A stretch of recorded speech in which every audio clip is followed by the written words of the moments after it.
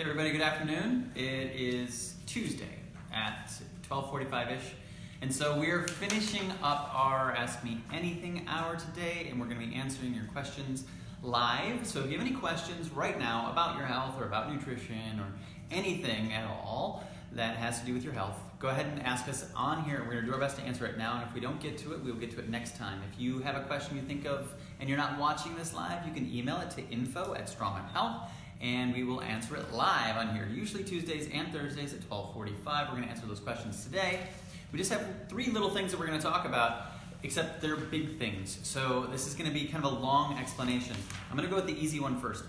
A lot of times I get people bringing products to me, and the question is always, is this okay? And I love that he actually took a picture of it and sent it to me saying, is this something, basically the question is this something that I would take? And it's a good question because it's a digestive aid that we're looking at here.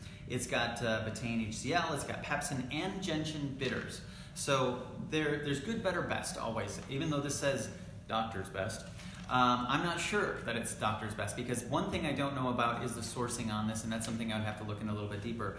And so when I have finally come to the conclusion that it's something that I personally would take, I have done a lot of investigation into the company and the sourcing and the quality, and also looking at how long has this been on the market, how many people do I know that are the healthy people who have integrated into their life for a very long period of time. So there's a lot of questions I'm asking before I come to the conclusion that it's something I would do. So for me to just say it's okay is difficult.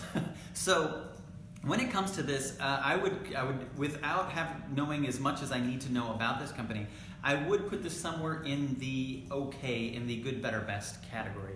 Like, do I feel like it's gonna create a problem? Probably not short term.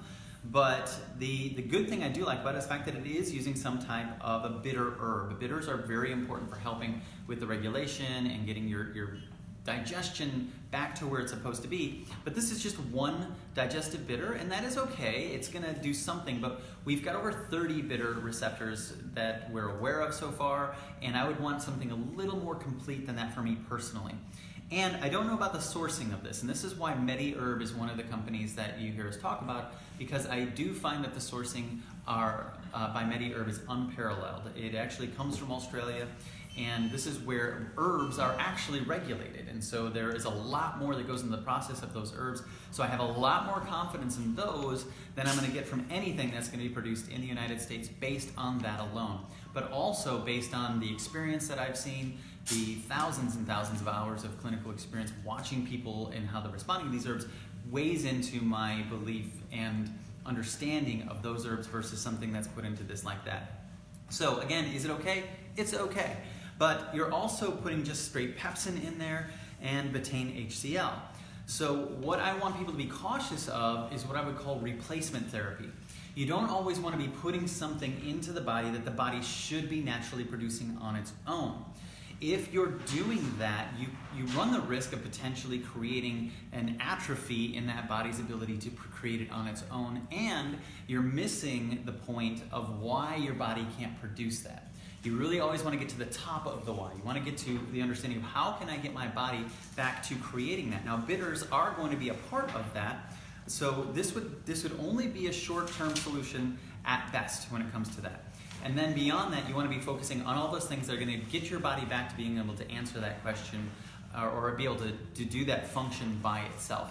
And a lot of times, you hear me talk a lot about a company called Standard Process, and this is why I do like Standard Process for a lot of reasons, that they're already have been very thoughtful about that, in that it's not just replacement therapy, it's actually going to be doing those things along with it that's going to help with your body's healing and be able to get back to being able to perform that function on its own.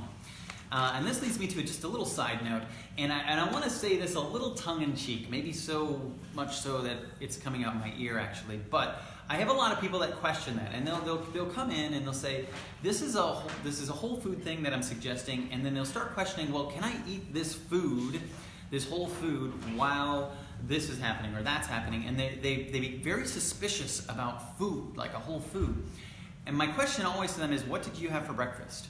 And inevitably, I'm going to find something in the last 30 days that this person put in their body that was full of all types of unregulated chemicals and things that are completely unnatural to the body. So I really want you to step back from that thinking and being so fearful of a whole food. Because when it's packaged in nature, you're getting all of these things in the way that it is occurred in nature, and it's normally very well balanced. Of course, you don't want to overdo one thing over and over and over again, but before you start asking that, let's examine first, are you putting things in your body already that are known to be really harmful and terrible for you before you start dismissing eating a whole food based on the fact that you're concerned about what it's going to have about that. Just examine what's going on there in your belief system if that's where we're headed. So I have a lot of people being concerned about fat still.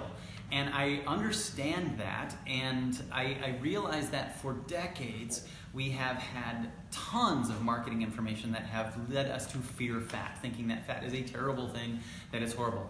One thing I want you to walk away from this video remembering: there are such things as essential fatty acids. You must have these in order to live. You have to have them for all kinds of functions.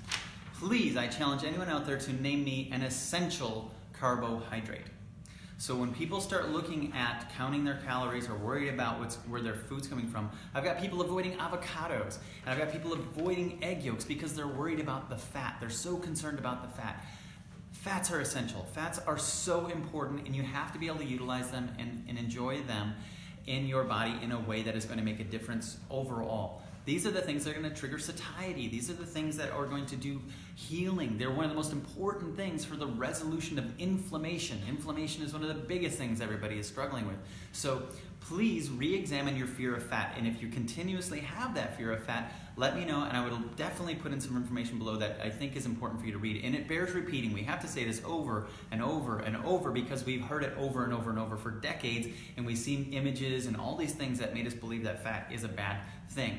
It is essential for life. So this lady that I was speaking with, her husband was making her a 6-egg omelet every morning. What a great husband, by the way. But egg white omelet, and actually having to take out the yolks and throw them away. And I was really kind of bummed about that because the egg yolk has so much nutrients in it. It is a nutritional powerhouse. Look into the nutrients that are in an egg yolk, and you're going to find there's so many things that are going to be missing from people's lives. Caution. We also made a discovery today of someone saying, well, why can't I eat eggs and be healthy on this? If we're talking about inflammation, commercially raised eggs are actually very different from organic eggs. And you can tell by just basically looking at the yolk is one of the best ways to do that. Actually, the thickness of the shell too. But if it's a really dark orange yolk, you're getting a lot more nutrients, and typically that's going to be coming from an organic situation. If you're looking at a commercially raised egg, you're going to see it's a lot paler, and it's just not going to have the same taste. It's not going to have the same quality. Those are really high in omega-6s, which tend to be pro-inflammatory when we're getting in excess, where the omega-3s are the ones that are helping with the resolution of the inflammation.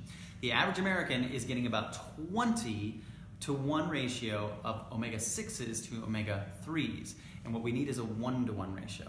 So if there's any opportunities for us to look for ways to reduce the omega-6s and increase the omega-3s to get that 1-to-1 ratio going, we're doing a major, major, major thing to step us towards health. So keep that in mind. If you're going to eat eggs, make sure that they are quality eggs, commercially raised eggs, unfortunately, and that's probably what you're getting almost 100% of the time in restaurants, unless it proudly says otherwise. So be careful in understanding that you're actually getting a little more omega-6, which can be inflammatory in creating that situation there. How you doing, man? Good to see you. You're just in time. Come on in. No. Are you on TV? Yes. Well, we're on Facebook Live, but you're in the right place. Okay. So last question I want to go in here is somebody who's writing in from Camp Gladiator. Hi guys. Love my CG peeps. The question has to do with weight loss. They have about 50 pounds to lose. Currently working with CG, but really struggling with the nutrition part. And I know what I need to be eating, whole foods, but what I struggle with is knowing if I should be counting calories, counting macros, doing keto, etc. Or can I just eat a well-balanced whole food diet and eat when I'm hungry and not when I'm not hungry? There's so much information out there and a little overwhelming, so I end up usually not doing anything. That last sentence is so powerful because this is why I want to give somebody something to do, because that's what happens. Is people get overwhelmed, and they just throw the whole thing out the window. And what I want you to start with is the things that you can do and identify those. And for this person, you're absolutely right on track with eating the whole foods. If you want to choose one out of those three, keto can be overwhelming for people, and I don't suggest that people jump straight into keto without knowing a little more about their health and the overall effects of that. So I would, if I were to choose one of those, I would focus on the macros. The one thing that I would try to start to reduce if it was weight loss entirely as my goal is the carbohydrates. Again, we mentioned earlier, there are no essential carbohydrates to my knowledge, and I'm challenging anyone to send me some information to the contrary of that, because I'd love to see it. But the carbohydrates, I would try to get as low as possible. This is a very important thing to note, that you should get some carbohydrates in there in the form of the vegetables. You have to get the micronutrients from the vegetables. So please don't completely sacrifice vegetables and think you can get all of your carbs from straight sugars or things that you're putting into your drinks. You have to get the fiber. So the target that I try to get people started on is about 60 grams of carbs, 30 of those being fiber. So you're getting 30 or below net carbs. Again, 60 grams of carbs, make that your target. Now again, remember, everybody's different heights, different weights, different emotional states, but if you're gonna go for something simple and easy across the board, start with trying to get your carbs to 60 and under with 30 grams of fiber at least, so you're getting 30 net carbs. So shoot for fiber and carbs, start there. If you find yourself having difficulty with that, then write in again and we'll go with some more options. But this individual, if you are watching, what I would love to hear is give me a sample of what you're eating over the course of the day. What I'll do is I'll actually go through that diet on the next Ask Me Anything, and I'll tell you exactly one thing that I would either remove from that equation or add to that equation, or both. So we can make it simple and practical so that you can continue doing what you're doing, but make baby steps towards getting better. That's the way we almost do it with everybody who comes in here. We don't just say, hey, here's the diet, do everything in this diet, unless that person's asking for it. But generally, we want to start where you're at, and we want to make improvements on that so it's realistic and you can actually take practical steps towards it, so you don't chuck the whole thing and say, this is just too hard. Okay, we'll start where you're at, we'll add it in. So whoever you are out there who wrote that in, I appreciate the question. Send me in a sample of what you're eating over the course of the day, and I'll make course corrections on it for you. Okay. All right, I don't think we have too many other things that we want to answer today, but please keep the questions coming. I really appreciate it. Just keep in mind, guys, whole foods are a totally different thing than supplements. We want to make sure we're getting a good variety of all of these foods and including the healthy fats, but making sure that you're getting the right quality too. Thanks for watching, guys, and we'll see you on Thursday.